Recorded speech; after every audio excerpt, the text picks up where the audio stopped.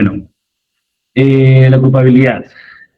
Antes, como bien lo dice aquí la diapositiva, se creía que la culpabilidad existía un lazo psicológico que unía al autor o a la persona imputada de un delito con el resultado perjudicial que se había ocasionado. Es decir, cualquier persona que había cometido o se le imputaba un hecho, de por sí era responsable y de alguna manera tendría que pagar algún precio por el hecho que habría cometido. Si nos ponemos en las primeras épocas donde comienzan a nacer el derecho penal o el derecho, encontramos lo que era la ley del talión, ¿no? Ojo por ojo, diente por diente. Es decir, si tú habías matado a alguien, de alguna manera lo que podría hacerse era quitarle la vida a un familiar tuyo, o si habías matado la vaca de un agricultor, perdón, de un ganadero, se entendía que tenías que pagar la misma pena. Pero el derecho penal fue cambiando, fue mutando, y se entendía que había no solamente que ver la responsabilidad penal de un hecho que se te imputaba o que se habría cometido, sino también uno, de probarlo, de tener unas garantías respecto a la responsabilidad, respecto a si efectivamente se ha cometido un ilícito y cuáles han sido las causas de este delito. Además, también ver si había alguna justificación para haberlo cometido. Y es que iba mutando las ciencias penales respecto a la culpabilidad y a la responsabilidad penal. Nuestro código penal, en su artículo 7º, señala que una pena requiere responsabilidad penal del autor y queda proscrita de una responsabilidad objetiva.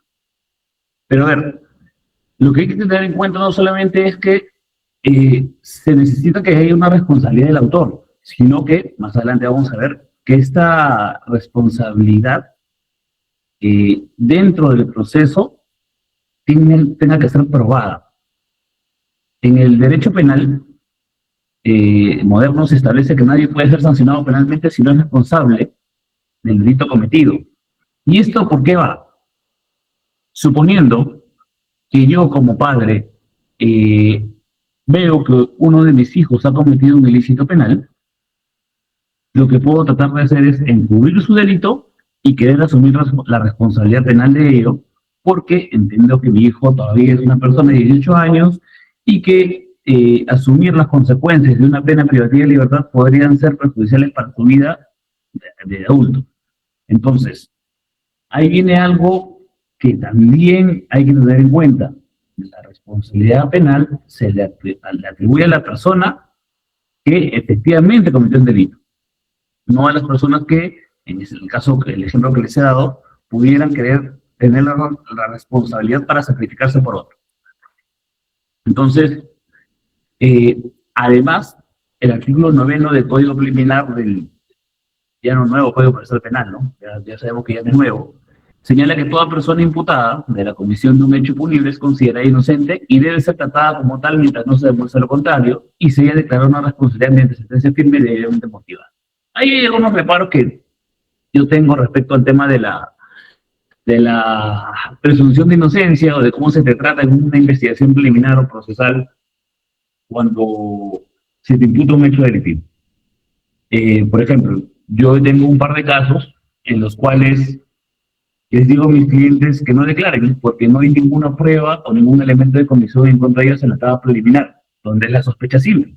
Y de alguna manera la investigación va seguramente a dilucidar si es responsabilidad penal o no con algunos elementos de convicción o otros elementos periféricos que de alguna manera conexen con la teoría de la fiscalía. Para eso creo que la fiscalía rara vez tiene la objetividad de decir quiero investigar completamente para ver si es que efectivamente esta persona no tiene la responsabilidad penal. Todo lo contrario, lo que se busca, como se sabe que la carga de la prueba es de la fiscalía, la carga de la prueba tiene este sentido para muchos funcionarios de esta institución, que tienen que probar que se cometió un delito. Justo escuchaba al doctor Nakazaki en una de sus charlas indicar que cuando hay circunstancias de justificación, quien tiene que probar que el cliente no es culpable cuando existen causas de justificación que eximen la responsabilidad penal, la carga de la prueba pasa al abogado defensor, lo cual no coincido, porque un fiscal, siendo objetivo, no imparcial, que es distinto, lo que busca es conocer el hecho de alguna manera en donde, cuando ya no encuentra elementos de convicción, lo razonable que es que este fiscal disponga de una disposición de no dar lugar a continuar con la investigación preparatoria. Sin embargo, en muchos casos sucede que porque se les vence el plazo o porque todavía no encuentran el elemento que quieren encontrar, a pesar de que en muchos casos no puede existir, formaliza la investigación preparatoria y pasamos a una siguiente etapa que, si bien es cierto, hay modalidades como salir mediante las excepciones o mediante el sobreseimiento, ya no es tan fácil porque dependen de un juez de garantías, que es el juez de investigación preparatoria. Entonces, no comparto lo que dice en este momento el código respecto a que toda persona es considerada inocente y debe ser tratada como tal. Se dan cuenta que los interrogatorios con un testigo, en muchas ocasiones el fiscal no es de la misma manera en su amabilidad que con el investigado o con el imputado. Más aún si en el caso con el que yo les pongo, el investigado no quiere o no va a ir a declarar, porque además es el derecho de esta persona de no rendir su manifestación. Hay de repente alguno de los chicos que están conectados a ver, ajá. Cuando se toma la declaración de la persona que luego de ponerse incluye como esa declaración es un... A ver, se toma... Vamos a leer tu pregunta, Yair.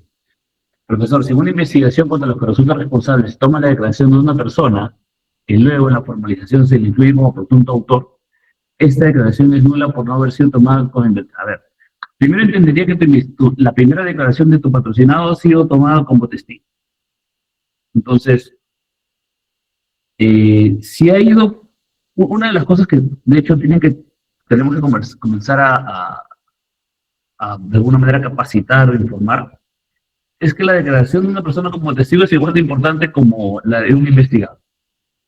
Sobre todo si puedes tener algún tipo de implicancia en el caso, ya sea como autor o coautor, instigador, si la fiscalía lo quiere tomar así, o cómplice.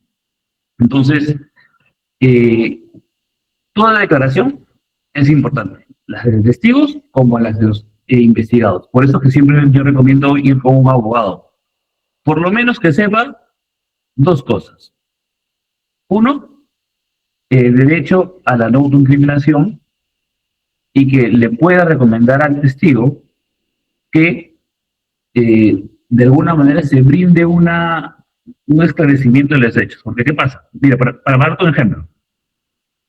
Yo soy abogado de una empresa que se le acusa de haber realizado un acto de corrupción, en este caso negociación incompatible y colusión con unos funcionarios públicos. Él está como autor.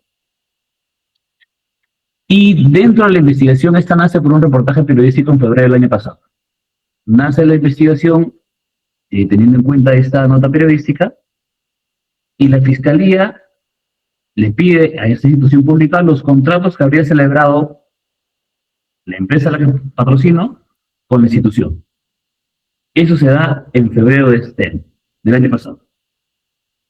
Le pide los contratos, le requiere a la empresa también los contratos, le requiere que persone, que indique quiénes son los representantes legales de la empresa, que indique desde cuándo labora, y le pide más información respecto a los contratos que había tenido con esta institución pública. Entonces, lo que hice en un primer momento fue pedirle al fiscal que por favor me señale cuál es mi condición en el caso. Porque no te piden la información como investigador, porque efectivamente lo que hacen como estrategia es abrir el abanico contra los que resultan responsables. Entonces, lo primero, y además que me cita también, me cita a declarar, y antes de ir a la cita le pregunto al fiscal mediante un escrito que me indique si yo si mi cliente es investigado en estos hechos. Porque si es así, mi declaración como investigado no es la misma que como testigo. Hay derechos distintos y obligaciones distintas que uno tiene que tener en cuenta cuando tienes una condición de testigo y cuando tienes otra condición de investigado. El fiscal no me contestó, llegué al interrogatorio y mi estrategia era decirle al cliente, cuando te comiencen a interrogar, datos generales de ley, pero lo primero es, yo no voy a rendir mi manifestación porque entendería que los hechos que se están investigando me podrían imputar algún delito. Y mientras yo no sepa cuál es la condición que tengo en este caso, no voy a rendir una manifestación. Y si es nula o no, yo creo que sí. Porque es, no solamente es el tema de tu declaración como testigo que dices en un primer momento, sino las indagaciones que se hicieron a los testigos que declararon en la etapa preliminar. En este caso, por ejemplo, que te estoy comentando, hubieron como 4 declaraciones previas a que me involucren ya en el caso como investigado. A pesar de que los requerimientos de la Fiscalía desde el hecho 1 era poder conocer la conducta de mi cliente sin ser investigado. Entonces pedí la nulidad a través de una... Primero pido que se deje sin efecto estas declaraciones y posteriormente ya lo que hago fue es que me vía tutela, pedir que se declaren nulas estas declaraciones porque habían afectado el derecho de defensa y la igualdad de armas y el debido proceso. Porque evidentemente la Fiscalía sabía que al momento que le toma declaración a los demás testigos, mi cliente era investigado, por lo cual debería haberme llamado para participar en estas declaraciones. Milton, a ver, me dices, doctor, en una investigación contra el juzgado responsable del secretario debe tener abogado presente, debe presentar un abogado de defensa público en la investigación a fin de verificar el cumplimiento de las leyes procesales. A ver, si no tienes para poder pagar un abogado, evidentemente, lo que pasa es que hay situaciones distintas, ¿no? Va a depender mucho de qué persona es la que está siendo citada a declarar. Si es una persona que no tiene conocimiento completo del hecho o que él está completamente seguro que no tiene ninguna responsabilidad respecto a un hecho que la puedan imputar, yo creo que puede ir hasta sin abogado. El problema es cuando esta persona tiene algún tipo de responsabilidad, ya sea no penal necesariamente, pero sí administrativa. Porque a veces la Fiscalía puede tratar de jalar un poquito la teoría que tienen como investigación y tu acto administrativo, que puede ser hasta parte de tus funciones, tratarlo de llevar como un tema delictivo o ilícito, que es lo que me ha pasado en algún caso con algún cliente. ¿Qué más dice el título preliminar? Para estos efectos se requiere una suficiente actividad probatoria de cargo, obtenida y actuada con las debidas garantías procesales. En el caso de duda sobre la responsabilidad penal, debe resolverse a favor del imputado.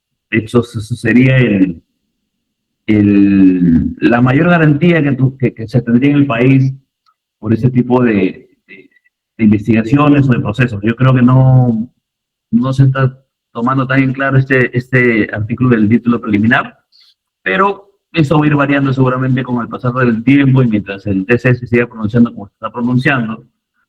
Por ejemplo, en el caso de cócteles o en el caso de los delitos de lesa humanidad, son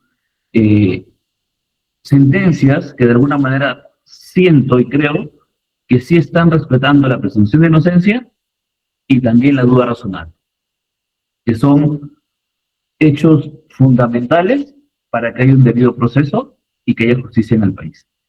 Independientemente de que algunas personas puedan verse culpables a todas luces, si no hay un debido proceso y si no hay una carga de la prueba que supere la duda razonable, lamentablemente siento que deben absolverse las personas. Y no lo digo por un determinado ciudadano, sino porque en el momento que nos toque, si es que nos toca, pasar por un caso o una investigación, nos va a gustar que nos respeten los derechos. Ahora, hay una casación, que es la 724-2014 de Cañete, la que ha referido y ha de alguna manera hecho suya en esta resolución el artículo 2 del inciso 4 de la Constitución, donde dice que toda persona se considera inocente mientras no se haya declarado judicialmente su responsabilidad. Entonces se ha reconocido la presunción de inocencia como un derecho fundamental que tiene todo procesado que exista en contrario y como una debida sentencia definitiva. Pero como les digo, las medidas de coerción han sido tomadas de manera abusivas, creo, las prisiones preventivas, las detenciones preliminares, los allanamientos, que de alguna manera ya se han ido tratando de rescatar y de alinear a que efectivamente se respeten los derechos. Yo he escuchado a muchas personas que hablan de estos cambios en normativas como las leyes pro crimen, en el tema de los allanamientos, en el tema de las detenciones, en el tema de la prescripción de la acción penal, en donde las reglas en el derecho penal por lo menos están dadas desde el inicio para un proceso. Suponiendo, si mi conducta no es típica y no está descrita en el Código Penal, y luego, en unos meses, se configura el tipo y nace una ley que el hecho que yo cometí hace 2 años se ha cometido ahora en un delito, no se me puede responsabilizar por un hecho que cometí cuando no estaba tipificado. Vemos hoy en día que eso sucede. A ver, no es que yo me crea un erudito del derecho, ni mucho menos, pero el caso Cocteles es un caso que nació muerto. Les imputaban lavado de activos y aportes ilegales de campaña cuando eso, respecto a los aportes de campaña, eso todavía no existía. Y respecto al tema de lavado de activos, también era un jalado de los pelos saber o creer que yo debería ser una empresa corrupta. Es como que hoy día nos digan que Interbank o el Grupo Gloria, por hacer un aporte de campaña, estamos lavando dinero. Creo que la imagen o reputación de ese tipo de empresas hoy día son intachables para cualquier persona. Entonces, creer de que estas personas lavan dinero con un aporte de campaña hoy en día es impensable. Creo que pasaba lo mismo con la empresa Odebrecht en su momento. El principio de libre valoración de la prueba. Toda sentencia condenatoria debe ser sustentada en hechos de prueba y la actividad probatoria debe ser suficiente para generar convicción de la existencia de la responsabilidad penal. Y ahí venía lo que les hablaba respecto a la duda razonable. En muchos casos, la duda, como bien lo tenemos como un principio, debe ser favorable para el reo.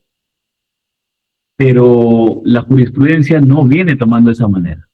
El libre por reo, que es un principio, en caso de duda, todo procesado no tendrá responsabilidad penal y debe estarse la que sea más favorable para este cuando hay algún tipo de normativa. A ver, es clarísimo, clarísimo que en el caso, por ejemplo, de ¿quién les podemos saber? El caso del señor Resti, por ejemplo, que recién ha salido, no había una carga de la prueba suficiente respecto a la valorización de la prueba.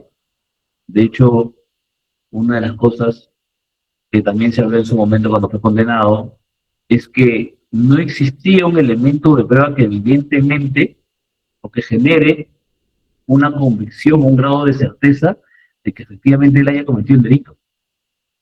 Pero a través de lo que llamamos elementos periféricos que se quiere tomar a veces el Poder Judicial,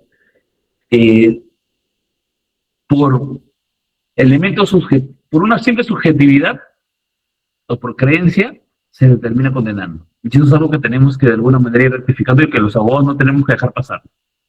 Porque si no, esto no va a cambiar. Yo escuchaba al maestro Abanto y también al doctor Daniel Quiroga en un momento, que creemos que las leyes tienen que ser modificadas por los congresistas y que la jurisprudencia nace por el Poder Judicial. Pero lo que ellos mencionan, y comparto esta posición, es que la nueva jurisprudencia nace de nosotros los abogados. Los requerimientos de los abogados para variar y para tratar de darle una mejor interpretación a la norma o un mejor concepto específico respecto a algo, va a depender de nosotros los abogados. Por ejemplo, en el caso de que me mencionaba Yair, ¿se debe pedir la nulidad de esa declaración? ¿Es nulo o no? Antiguamente eso no era pensado. En el Código de Procedimientos Penales, la declaración no iba a ser nula. Pero con el nuevo Código Procesal Penal y con las tutelas de derechos que ahora tenemos, porque antes teníamos que irnos a la vía constitucional, había vía amparo o vía foro. En cambio, ahora con estos mecanismos como las tutelas de derecho, sí podemos de alguna manera variar garantizar por lo menos que nuestros derechos no sean vulnerados y crear jurisprudencia. Con una declaración nula va a conllevar de que otros abogados puedan plantear ese tipo de observaciones, ese tipo de tutelas, y que estas malas prácticas que a veces se cometen no sigan realizándose. La responsabilidad penal. Esto es el coquito y el ABC de cualquier abogado, llámese penalista, creo que clase media para abajo en tema de conocimiento. Típico, antijurídico y culpable, ¿no? Y la punibilidad. Con estos, si uno de estos hechos o uno de estos elementos de la teoría del delito no se cumple, el fiscal no tiene caso. Una de las cosas que hoy en día podemos ya plantear desde la investigación preliminar, si bien es cierto, se toma mejor forma como una sección de naturaleza de acción o de improcedencia de acción, como se llamaba antes, lo que prima es si el hecho que te imputan es antijurídico o no, o si es típico. Si no es típico y no reúne los elementos del tipo penal, estás fuera. Puedes liberar a tu cliente de una investigación preliminar y preparatoria futuro o futuro juicio para poder de alguna manera salir rápido de esa investigación. Tipos de responsabilidad penal, la individual, en función de participación y de las personas jurídicas. Ahí vamos a desarrollar un poquito más estos tipos de responsabilidad penal. Más adelante, porque ahorita vamos a hablar de las causas que sirven o atenuan la responsabilidad penal. El artículo 20 es el artículo que de alguna manera nos señala qué personas están exentos de responsabilidad penal. Perdona, creo que Milton, sí, Milton, ya te contesté la pregunta. El artículo 20 en su inciso primero dice que el que por anomalía psíquica grave, alteración de la conciencia o por sufrir alteraciones de la percepción que afectan gravemente su concepto de la realidad, no posee la facultad de comprender el carácter delictuoso de su acto o para determinarse según esta comprensión. A ver, yo escuchaba a la doctora Romichan señalando de que esto puede ser a veces hasta un insulto de abogado, ¿no? La persona es inimputable porque se diría que tiene una alteración grave de la conciencia y no puede discernir de lo bueno y de lo malo. Es justamente eso, ¿no? Una persona que no tiene la condición física o psicológica para poder determinar o tener una percepción respecto a los hechos es una persona que necesariamente no puede ser sancionado con una pena de libertad, pero sí, por ejemplo, con medidas de internamiento. He tenido un caso en el cual ha sucedido eso. Una persona indicaba, por ejemplo, que tenía una alteración de la conciencia que no le permitía discernir que el hecho que estaba cometiendo era un acoso.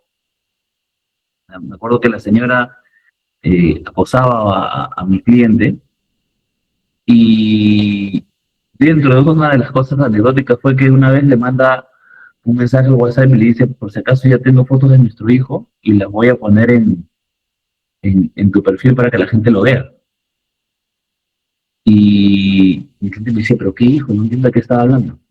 Luego subo una foto de un gato que tenía ojos verdes, le dijo, mira, hasta sacado el color de tus ojos. Ese chat conllevó a que la fiscalía diga que esta persona tenía una alteración grave respecto a las cosas y eso conllevaba que no podía ser imputada penalmente. Pero luego lo que buscamos fue un internamiento en un centro de salud especializado en ese tipo de personas. El inciso segundo del artículo 20 nos señala al menor de 18 años, con excepción de adolescentes de 16 y menos de 18 que cometen algunos tipos de delitos. Ahí ya sabemos que ahora es el tema del sicariato y algunos otros hechos, ¿no? De alguna manera hubo una ley ahora que también les trataba de imputarlos, de imponerles penas como un adulto. Hoy en día sabemos que menores de 18 años no son infractores, no cometen infracciones, no cometen delitos. Otra excepción es el que obra en defensa de bienes jurídicos propios o de terceros, con uso de fuerza incluido el uso de la fuerza letal, siempre que ocurran las siguientes circunstancias. Esto es lo que llamamos, lo que por ahí se escucha siempre, no, yo estoy en legítima defensa, ¿no? Yo defendí mi integridad. Una pregunta, ¿la legítima defensa puede ser a favor de un tercero?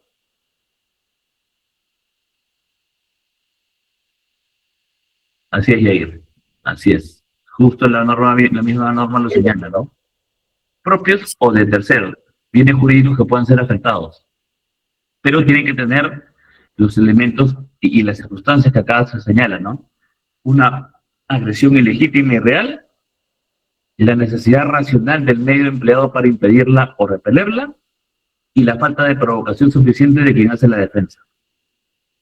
Por ejemplo, si googlean un poquito, hay un caso que cada caso que sucede y que de alguna manera es mediático va a ayudar en dos cosas. Uno, a que la persona le involucre más en el hecho delictivo, o dos, que varíe la perspectiva de la norma o de las sanciones respecto a la opinión pública. Ustedes, no sé si se recuerdan del caso de una persona que estaba siendo, su familia estaba siendo robada en un chifa, en Villa El Salvador. Me acuerdo que el ladrón ingresa y apunta a la esposa y el hijo del señor, que el señor sale de dentro del restaurante con un arma, le dispara y lo mata. Y lo primero por suerte había un video, una cámara grabadora que filmó todo el hecho, lo cual conllevó a que la fiscalía no lo pueda tener más de las 48 horas que en ese momento la norma prevé para los actos urgentes de la investigación preliminar. Pero eso comenzó a tener una ola que terminó aterrizando en la prohibición de requerimientos de detención preliminar o de prisión preventiva a efectivos policiales o miembros de las Fuerzas Armadas que en uso o el momento de realizar sus labores hacen uso de la fuerza y generan una muerte. Porque nos quejamos mucho si me incluye el tema de la seguridad ciudadana, pero si tenemos a un policía que en cuanto use su arma para defenderse o defendernos, va a ser detenido y va a ser puesto en una carceleta por 48 horas con fiscales que le dicen de que es un asesino, que es un abusivo, que abusa de la fuerza, evidentemente no nos va a proteger. Y eso no es porque no lo quiere hacer, sino porque somos humanos al igual que nosotros. Puedes tener vocación, puedes tener dedicación, pero uno no es loco, porque si no serías un inimputable.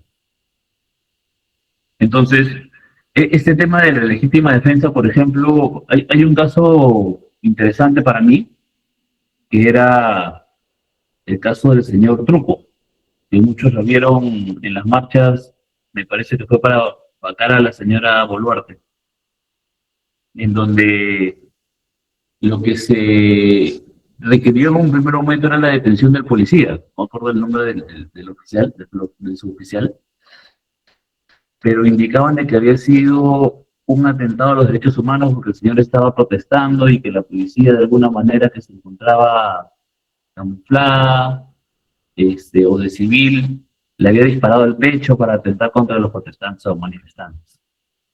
Por suerte luego hubo un video, se desarrolló una pericia y se determinó que el disparo que hizo el policía fue en necesidad racional, como señala este artículo, porque lo que hace fue disparar al suelo para tratar de repeler el ataque que venía sufriendo. Distinto es de que le haya disparado a una persona que no tendría un arma o que de alguna manera su agresión podría ser de alguna manera controlada con otro medio. Entonces hay justificantes también respecto a la responsabilidad penal. Otra causal que señala el código es el inciso cuarto, ¿no? El que ante un peligro actual e insuperable de otro modo, que amenace la vida, la integridad corporal, la libertad u otro bien jurídico, realiza un hecho destinado o a conjurar dicho peligro de sí o de otro, siempre que concurran los siguientes requisitos: que el bien protegido resulta predominante sobre el interés, o cuando se emplee un medio adecuado para vencer el peligro. Por ejemplo, eh, en el hecho de los efectivos policiales, ¿no? Cuando de alguna manera son, son agredidos por una turba. Pasa en el tema de los partidos de fútbol, ¿no? Van de alguna manera caminando las barras y atentan contra una chica o contra una familia y los policías de alguna manera para repeler el ataque los golpean. Ahí hay un delito de lesiones, efectivamente sí, pero que se tiene en cuenta para eximir de responsabilidad penal de esos efectivos policiales que uno ha utilizado un medio adecuado para vencer el peligro, que es de repente una medida violenta al igual que la de ellos, y que el bien protegido ha resultado predominante sobre el interés dañado. La vida de una persona o la integridad de una niña o de una mujer ante esos barristas que de alguna manera estaban agrediendo a esta familia tiene una mayor ponderación. Otro supuesto que señala el código es el que ante un peligro actual y no evitable de otro modo que significa una amenaza para la vida, la integridad corporal o la libertad, realiza un hecho antijurídico para alejar el peligro de sí mismo o de una persona que tiene en estrecha vinculación. A ver, vamos a poner un ejemplo acá. Suponiendo que de alguna manera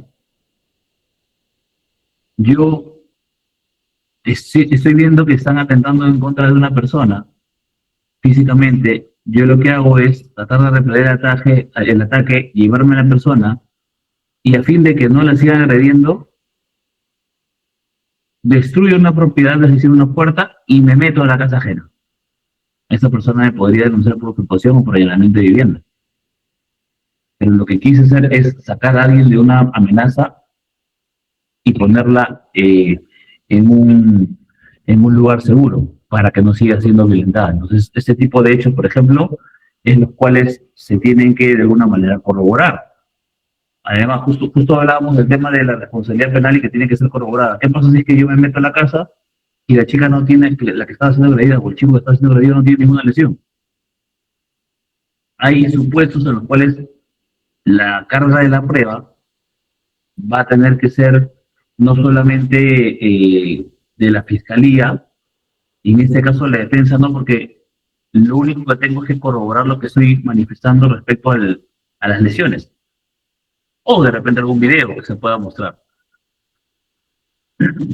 Otra causa de justificación es el que obra por fuerza física irresistible, proveniente de un tercero de una naturaleza.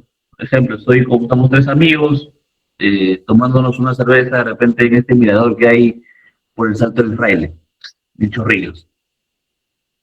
Uno de ellos, estamos en el precipicio, viendo el mar, uno de ellos me empuja, y yo de casualidad empujo al otro y termina falleciendo.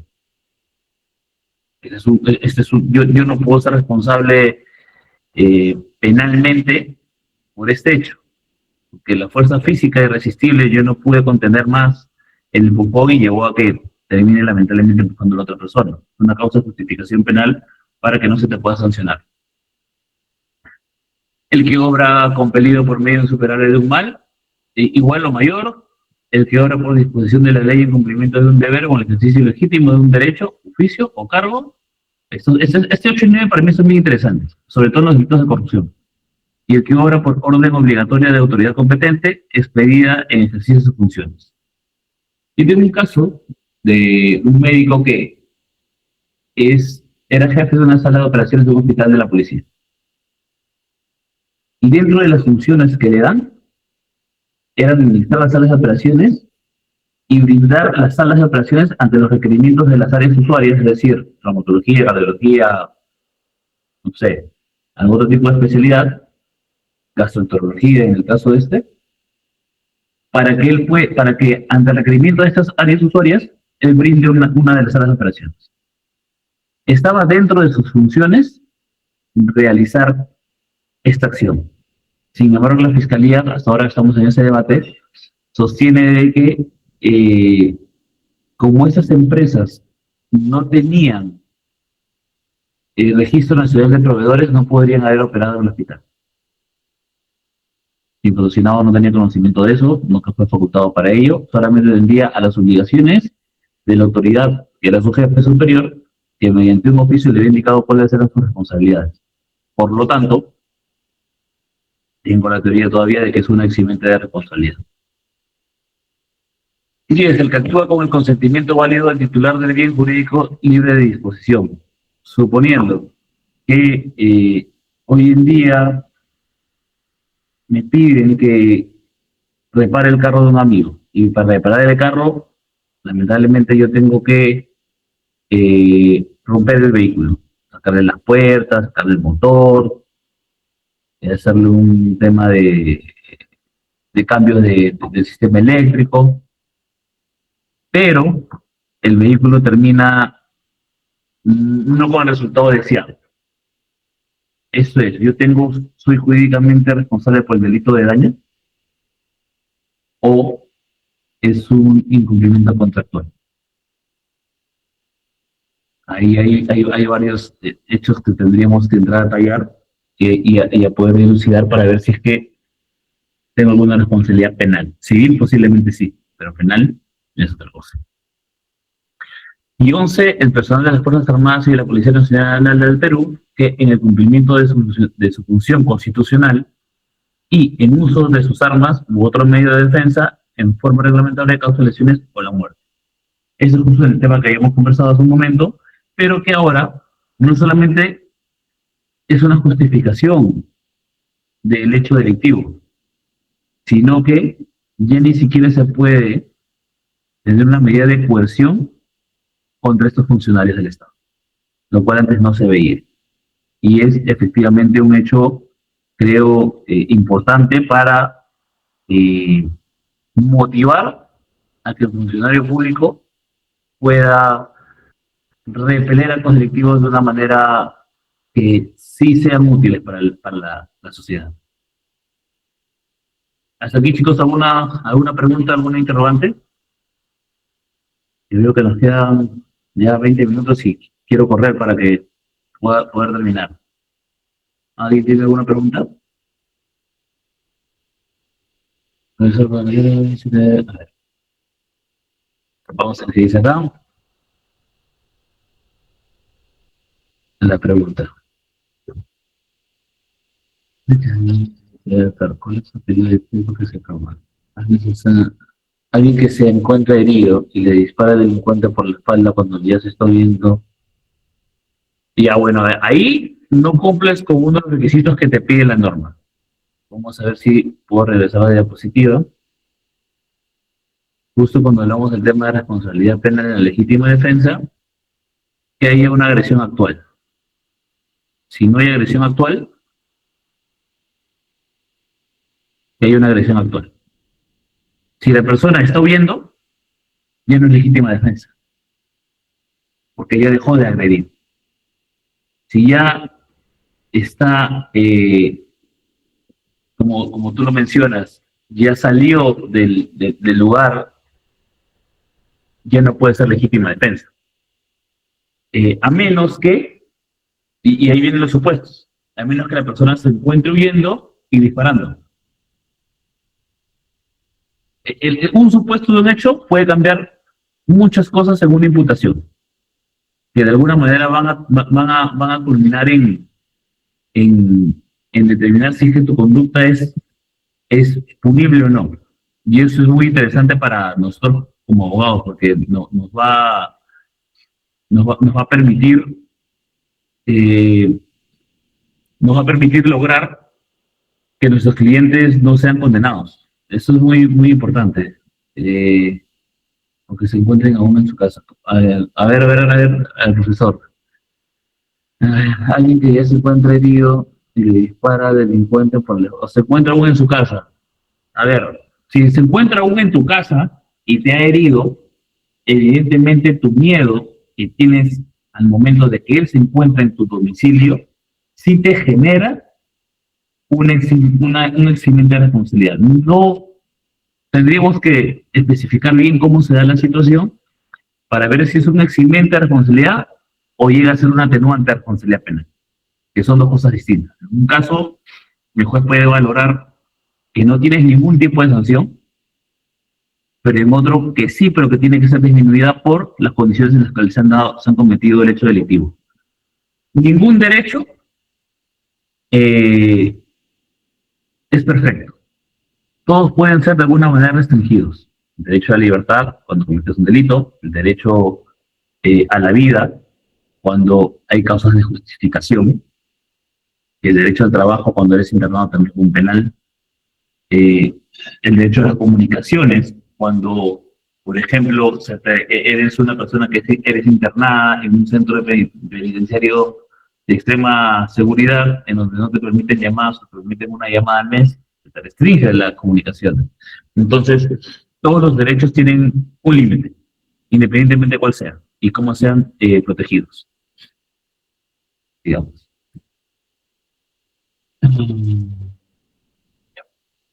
El artículo 21 señala que ante los casos señalados donde no concurra alguno de los requisitos necesarios para hacer desaparecer totalmente la responsabilidad penal, que es justo lo que hablábamos, el juez puede disminuir prudencialmente la pena hasta los límites inferiores al mínimo legal.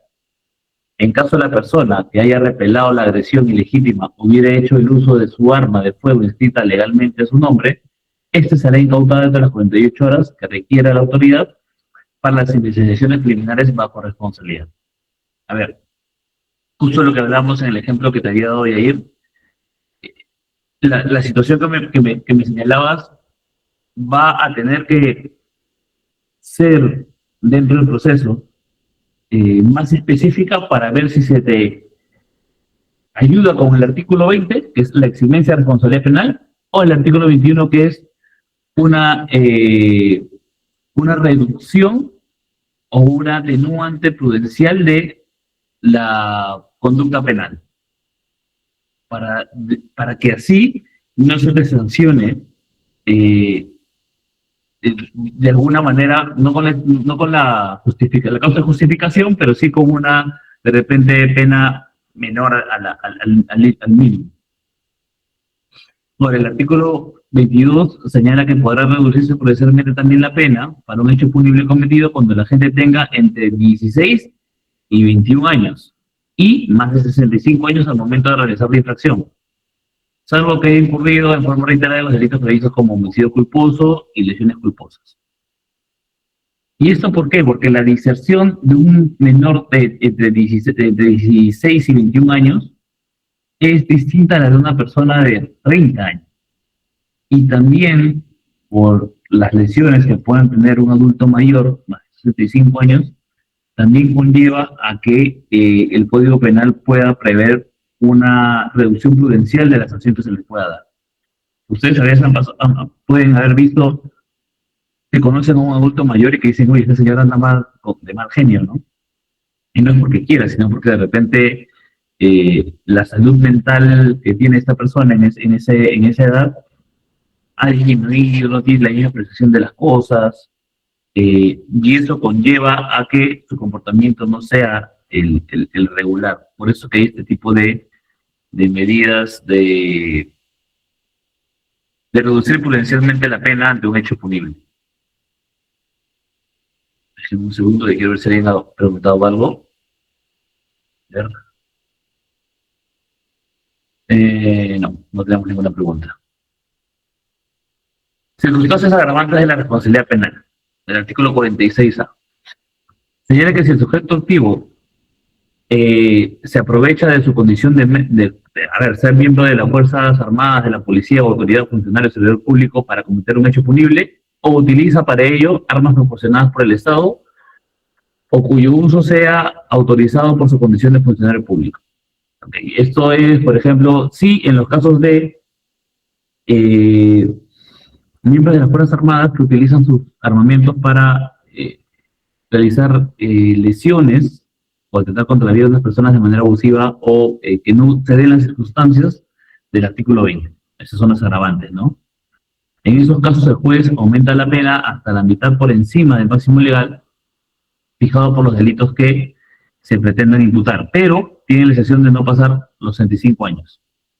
La misma pena se aplica a la gente que haya desempeñado los cargos señalados en el primer párrafo, esto es, policía funcionario público o Fuerzas Armadas y aprovecha los conocimientos adquiridos en el ejercicio de su función para cometer un hecho punible. Esto es en el caso, por ejemplo, de los policías o militares que cuando han sido retirados por hechos delictivos, se inmersen en una organización criminal o una banda criminal para poder cometer ilícitos penales. Otro agravante respecto a las responsabilidades penales es cuando el sujeto activo, desde un establecimiento penitenciario donde se encuentre privado de su libertad, comete en calidad de autor o de partícipe el delito de tráfico ilícito de drogas, lavado de activos, trata de personas, terrorismo, extorsión o secuestro. A ver, ¿este artículo creen que hubiera funcionado hace 40 años? ¿O que tendría algún tipo de valor hace 40 años o 45 años? En lo particular, yo sí creo que el derecho es es un tren que va avanzando y que va mutando, para bien y para mal. Eh, yo tenía un debate hace unos meses con un abogado constitucionalista respecto a la incapacidad moral, al cliché que se tiene hoy en día como incapacidad moral para vacar un presidente. La incapacidad moral es un tema muy subjetivo y que varía en el tiempo.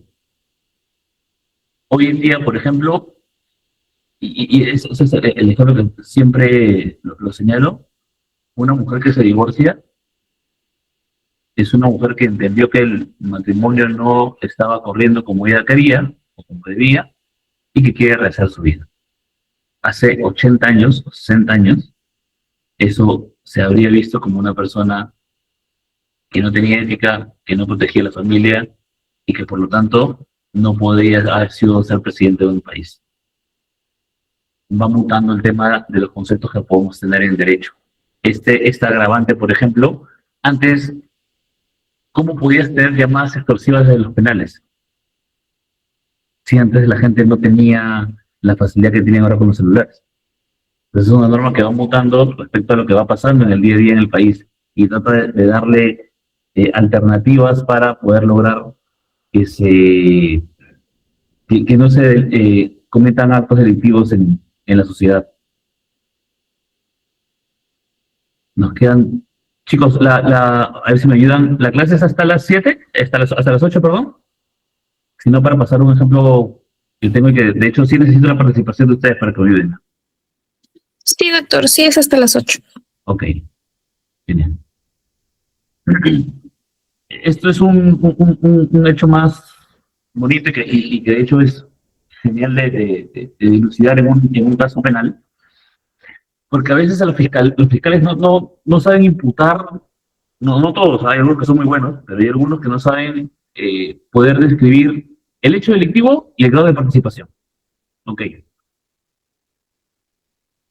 Pueden imputarle un delito que para de repente el abogado no cumple con los elementos de tipo penal, por lo tanto, si es atípico el tipo penal, deberían archivar el caso, pero además de eso no se te indica si eres autor, autor mediato, coautor, cómplice, instigador, no se termina de poder señalar tu grado de responsabilidad en el hecho, y estamos en investigación a veces preparatoria ya a mitad para pasar a juicio, o a la etapa intermedia, y aún así no se puede determinar eso.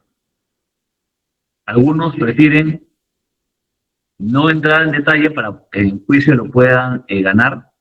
Yo soy de los que creo de que un cliente, mientras más rápido sacas un proceso, eh, más agradecido está.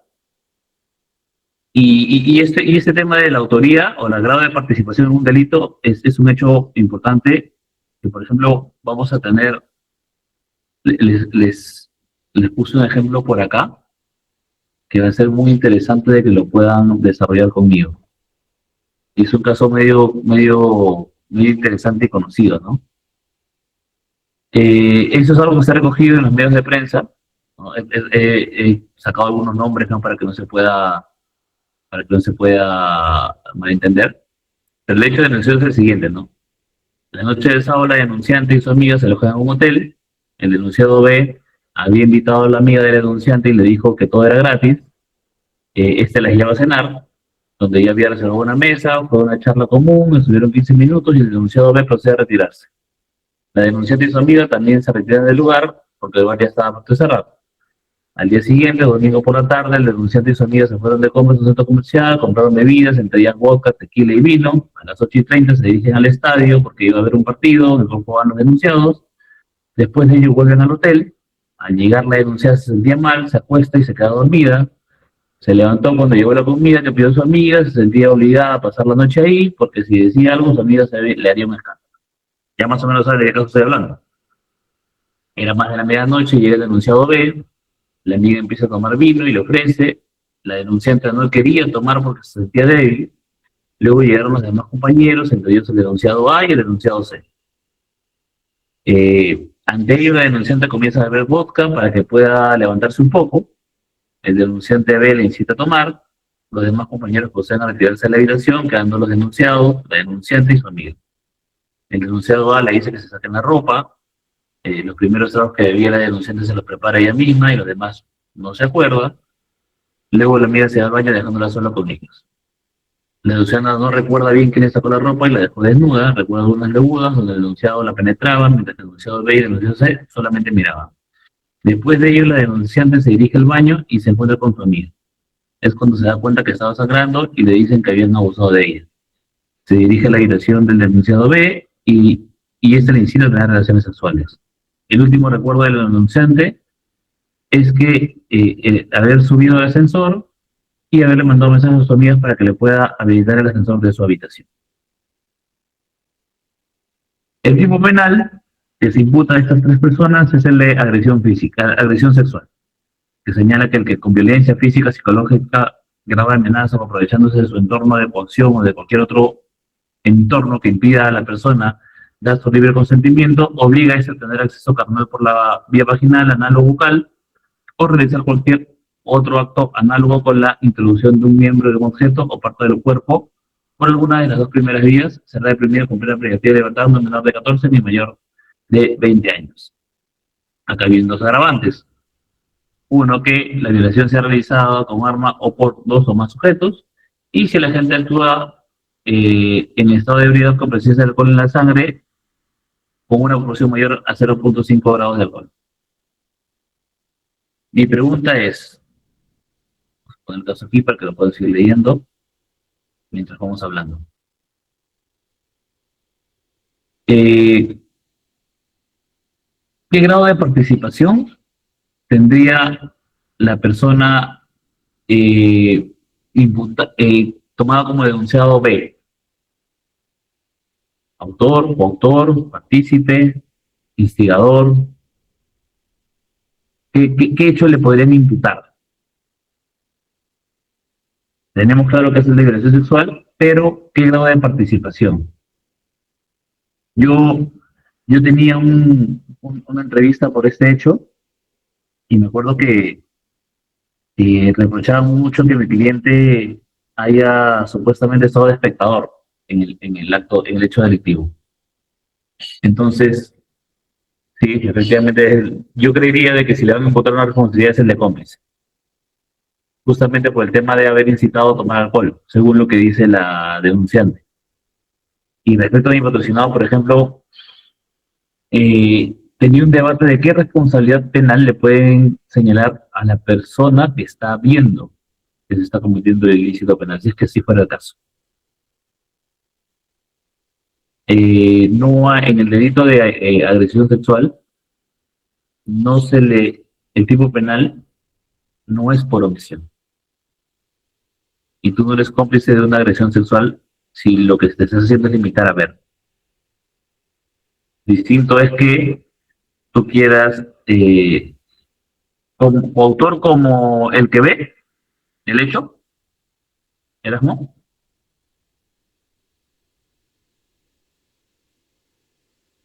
Es complicado porque es un delito, a ver, es complicado porque es un delito de propia mano, ni siquiera omisión impropia, porque correcto.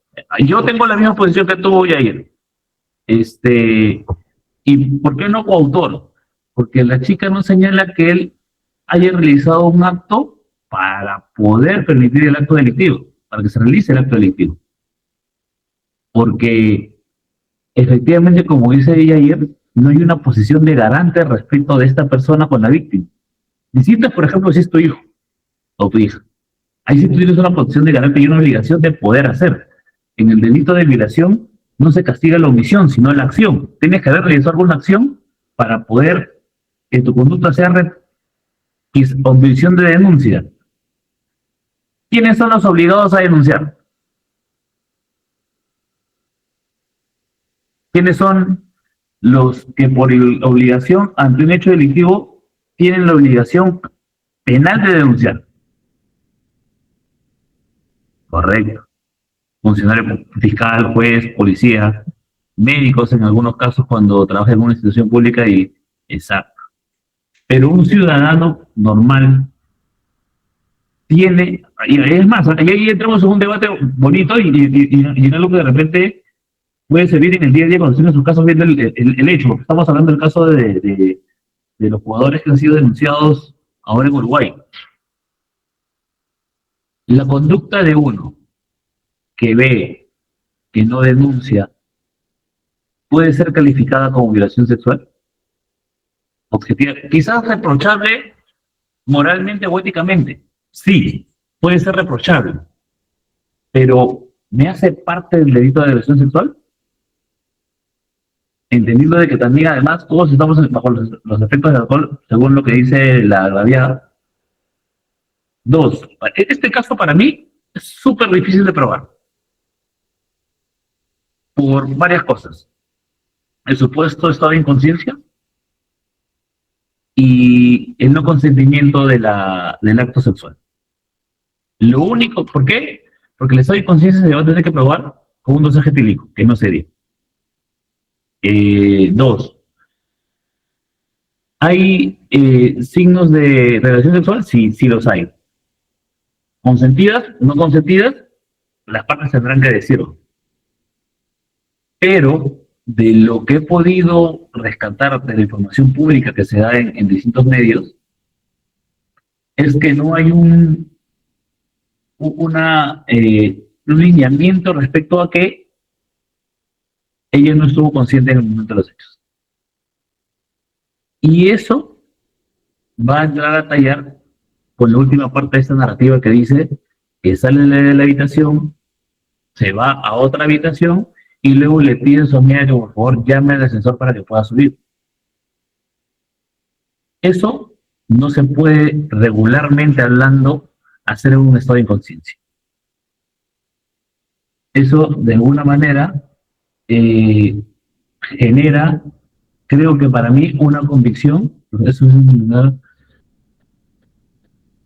hoy en día, yo hablaba con uno de los chicos, y justamente les decía que si estuvieran en Perú, hoy día los tres estuvieran en un penal.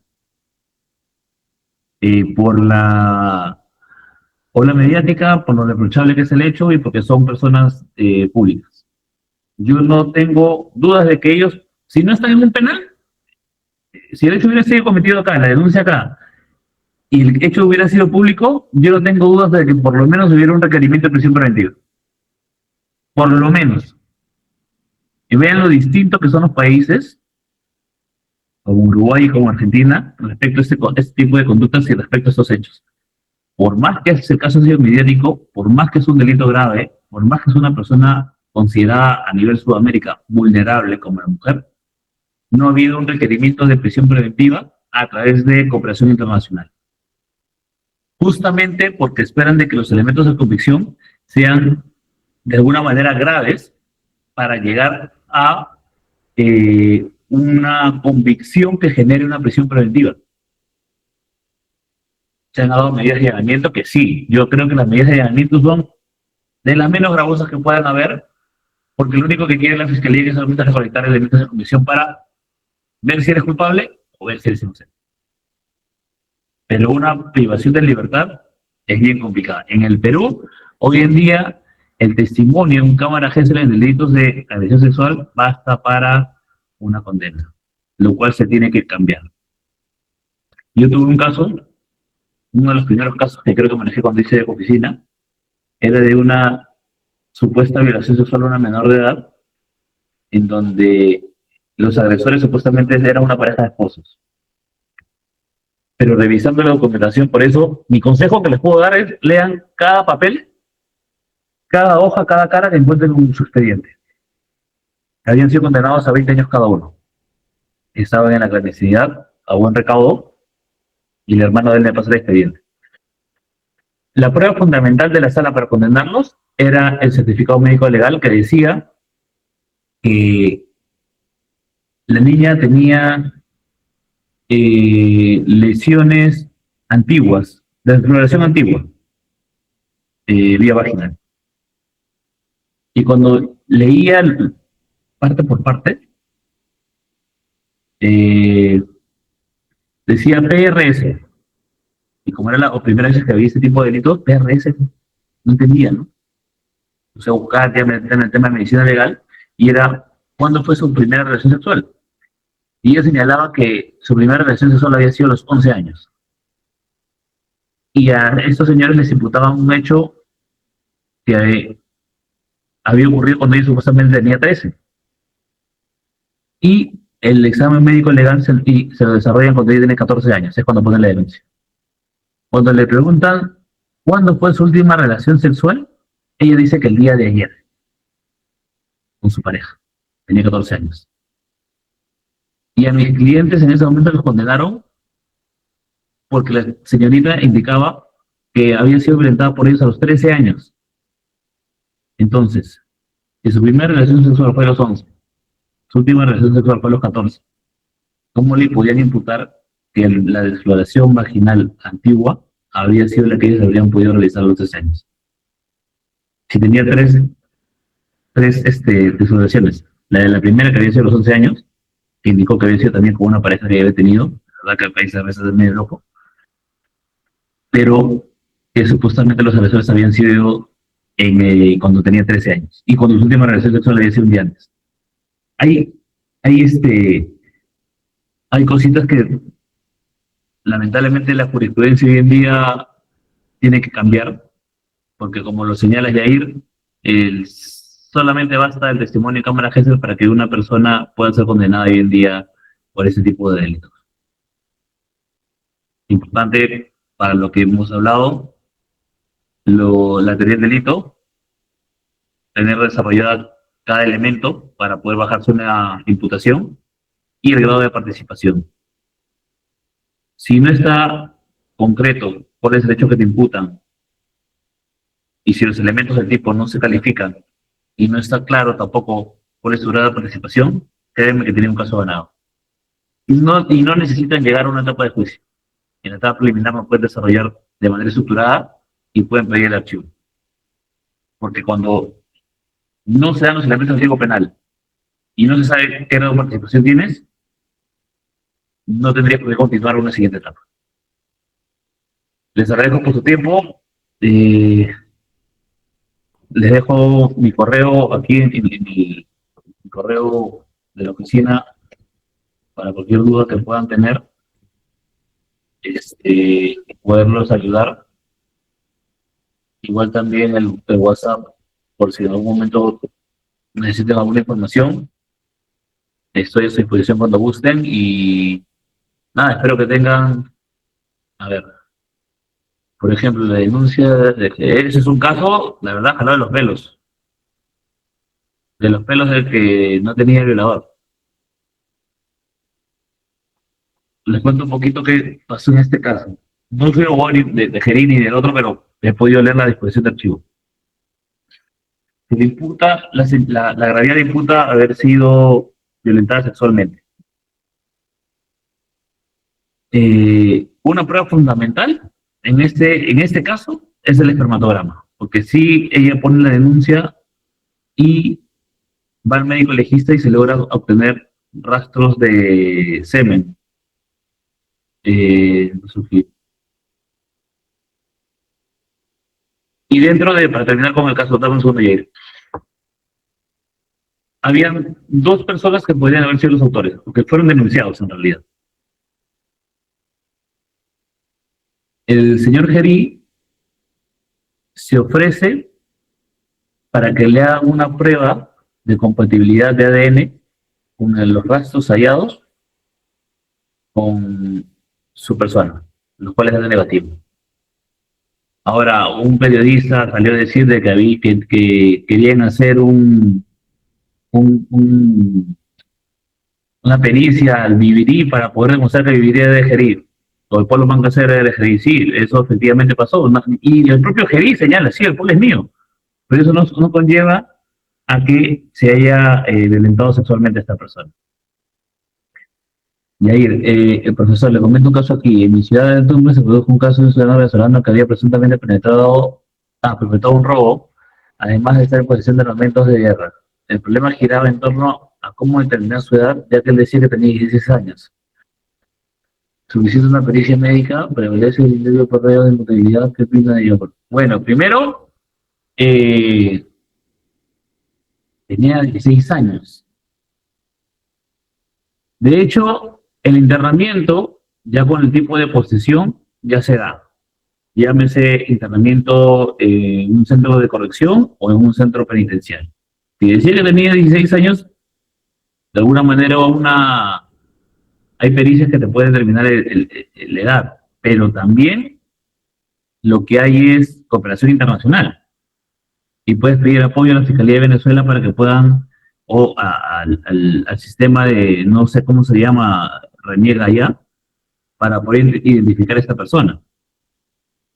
Con lo cual va a poder determinar la edad que pueda tener y ver cuál es el proceso que se le va a llevar. Sí es importante el tema de esclarecer eso porque, a ver, independientemente de la conducta que te puedan imputar, yo sí creo que todos tenemos que dar un debido proceso. Ahora, lo importante que tiene esta persona para salirse del problema es que tiene el derecho a la no autoincriminación, que le puede ayudar en las mentiras, ¿no? Hay un debate bien bonito respecto a eso. ¿La autoincriminación te faculta a mentir o te faculta a no decir? Porque la no autoincriminación es no dar elementos para que te puedan responsabilizar. Y yo también creo que eso no decir, no, es que no sea mentira. En estos sentidos sí lo tienen más claro, por eso que tienen el tema de la quinta enmienda. Y me reservo el derecho a hablar. Acá en Perú se tiene el tema de yo puedo mentir para no autoincriminarme. Eso creo que es una de las cosas que también tenemos que ir variando en el camino.